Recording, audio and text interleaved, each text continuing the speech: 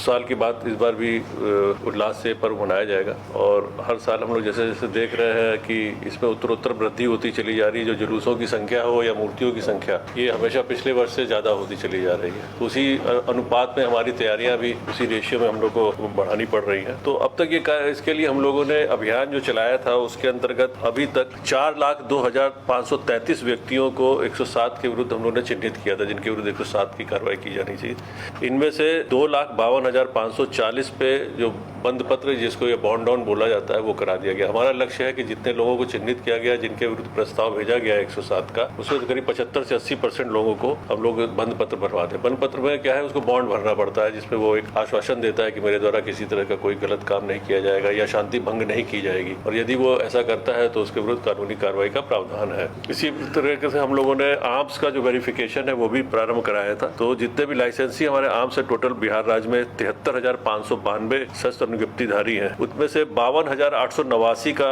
सत्यापन कराया गया है और करीब 3,124 शस्त्र पहले से जमा है। इसके अलावा ये निर्देश अभी दिया गया है कि हर लेवल पे शांति समिति की बैठक होगी। इसमें थाना लेवल पर, अनुमंडल लेवल पर और जिला स्तर पर भी आवश्यकता पड़ने पर डीएम एसपी भी शांति समिति की बैठक करेंगे। शांति समिति की बैठक में उन्होंने विशेष जोर ये दिया है कि शांति समिति जो पहले बनी रहती थी उनमें पुराने लोग रहते थे, नए लोग नहीं रहते थे। तो ये भी निर्देश दिया गया कि शांति समिति का पुनर्गठन किया जाए, जिसमें नए लोग आए और जो कि आगे आजकल रहते हैं जुलूस में और प्रतिमा स्थापित करने में या पंडाल के साथ रहते हैं, वैसे लोगों के साथ शांति समिति की बैठक की जाए। सबसे महत्वपूर्ण बात यह है कि इस बार हम लोग ने अतिरिक्त बल की भी तैनाती की है पूर्व के वर्षों में, लेकिन अधिक बल की हम लोग तैनाती कर रहे हैं। इस बार करीब 12,500 सिपाहियों को हम लोग लगा रहे हैं। बिहार पुलिस के अतिरिक्त जो जिलों में है उनके अतिरिक्त मुख्यालय के स्तर से मैं बता रहा हूँ 33 कंपनी हमारे जो बीसैप की है बिहार, जिसको सैन्य पुलिस है हमारी, 33 कंपनी उसको हम लोग दे रहे हैं। 4500 होमगार्ड हम लोग लगा रहे हैं विभिन्न जिलों में, और भारत सरकार से हम लोगों ने 12 कंपनी जो CAPF है, पैरामिलिट्री फोर्स, उसका हम लोगों ने अनुरोध किया है।